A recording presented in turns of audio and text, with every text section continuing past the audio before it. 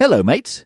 Welcome to Budget Gaming. I'm your host, Finley. Boy, was that some Nintendo Direct. While I enjoyed it overall, there were some major mood killers for me. Now, I don't want this video to be a total downer, so I will talk about the things I enjoyed from the Direct at the end of the video. But I want to start with the game keycards, high prices, and DLC issues.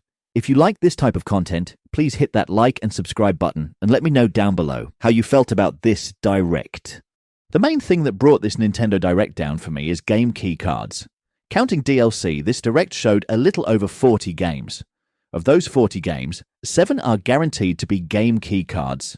Based on the company's history of using game keycards, there are very strong chances that 2 Point Museum, Monster Hunter Stories 3, One Piece, and all 3 Resident Evil games will be a game keycard. And that is kind of the point. When Nintendo is showing us games that they want us to buy, the last thing I should be thinking about is, oh, this is probably a game keycard. I'll either get this on my PS5 or completely skip it. While that isn't great business for the companies publishing game keycards, it doesn't totally hurt them since I'll be buying the game elsewhere. Nintendo, on the other hand, it is definitely hurting them. I think the worst part of it all is it is getting to the point where I don't even want game trailers to premiere at a Nintendo event. The Dragon Quest VII trailer looked pretty cool, and I felt pretty hyped for it. But what was one of my first thoughts when I saw the trailer? I was thinking, since it was Square Enix, that it'll be another game key and that I was hoping it wasn't a Nintendo exclusive so I could get it on my PS5. And what happened at the end of the Direct? Pre-orders went live and it was confirmed to be a game keycard. So what does that mean? Yup, that's right. I'll be getting it on my PS5. Now, the same happened with the Final Fantasy VII Remake, but I didn't really care because this has already been out for years now on the PS5, and it'll look so much better on the PS5 anyway. So honestly, I had no intention of buying this game for the Switch 2. They are releasing it for $39.99, so I don't see why they couldn't charge $59.99 and fully put it on cart. Had they done this, I actually might have bought it at some point, even though I already had it on the PS5. Another mood killer were prices. Now, this didn't happen during the Direct, so it wasn't an instant negative reaction, but once the Direct finished, I was shocked by some of the prices. $70 for the only way to buy Super Mario Galaxy 2 physically is ridiculous, especially considering that most people probably already have the original Mario Galaxy from the 3D All-Stars collection. Because of this, not releasing them as separate physical copies was a pretty shitty move. I'm also hoping and assuming that there'll be a Switch 2 upgrade for these games. I have no clue why they wouldn't mention that in the Direct since it's a selling point, but I also don't understand why these games wouldn't get a Switch 2 upgrade. Also, if we do get a Switch 2 upgrade, it better be free considering the price they're asking for a physical copy. Speaking of Mario Galaxy 2, this is one of the few games I correctly predicted that would be announced at this Direct. If you would like to see that video, I'll have it linked down below, and it will probably be one of the recommended videos at the end. Now, the Amiibos, those are super cute, especially the Mario Galaxy and Kirby Amiibos. But $40 to $50 for these? That is insane.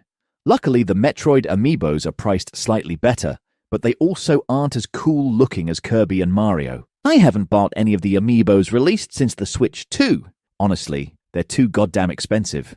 $15 to $20 was reasonable, but $30 to $50 for something to sit on my shelf? Absolutely not. These will have to have a steep price cut for the holidays for me to consider. While not as bad as Mario Galaxy or the Amiibos, I felt like the DLC, particularly Donkey Kong, is overpriced. Based on what the trailer showed, this DLC screams $10 to $15. It doesn't look substantial enough for $20. The fact that this is the same price as Kirby and the Forgotten Land DLC is just bananas. See what I did there? Anyway, Kirby didn't just add story content, but it also improved the frame rate and graphics. I'm starting to think that Donkey Kong DLC was cut content from the main game, which would explain the lower price point for the initial game. Speaking of the DLC, why the hell are they announcing DLC for Pokémon when the game won't be out now for another month? No one is worried about the DLC right now. To be perfectly honest, more people are probably worried about how the game will run than a future DLC pack, especially people who will be playing on the original Switch. If Game Freak is already spending time and resources on DLC and the game runs poorly on the original Switch, which is a very likely scenario, then they're going to get so much shit for that. It also pisses me off that Legends of Arceus, my favorite Pokemon game, never got DLC yet this game gets an announcement a month before it even releases. To top it all off, the DLC is priced at $29.99, so this better be amazing content. The last thing that made the Direct drag are the number of games that are over a year old and are being ported over to the Switch 2. I'm sorry, I just can't get excited about that. Dynasty Warriors Origins is a game I could have played a year ago. Resident Evil 7 and 8 along with the Final Fantasy 7 remake are games I could have played nearly 5 or more years ago.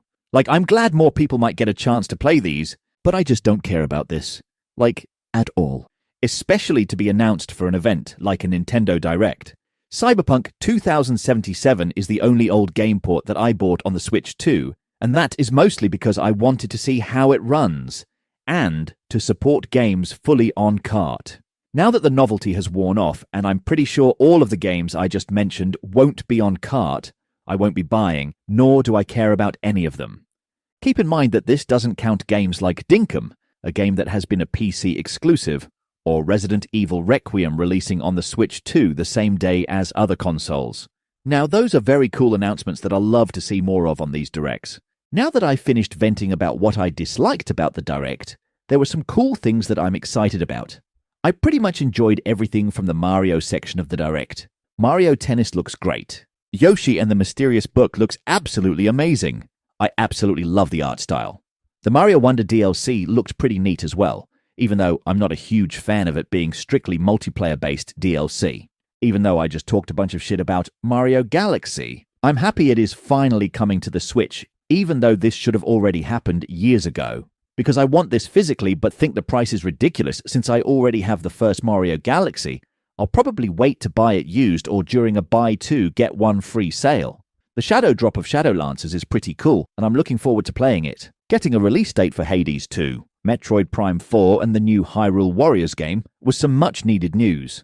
I'm glad Metroid Prime is getting a December release date. Hopefully this helps the sales numbers since it is in the least busy month of this year. I know I already mentioned this as well, but Dragon Quest VII looks cool, even though some of the character designs look really weird to me. I don't recall them looking that odd on the 3DS. I also enjoyed how they announced some products that aren't games, such as the Metroid Prime 1-3 book, the Mario Galaxy book, the Talking Flower, and the Amiibos. I'll definitely be getting both books, and maybe the Amiibos, assuming they get a steep discount. I don't think I'll get the flower. It seemed kind of annoying. I felt a little conflicted about the cozy Pokemon game. It looks kind of interesting, but I could see it being a little on the boring side. I don't know, it should be interesting to see how that turns out. I also don't understand why they're doing another Direct for Kirby's Air Ride. How much info do we really need for that game?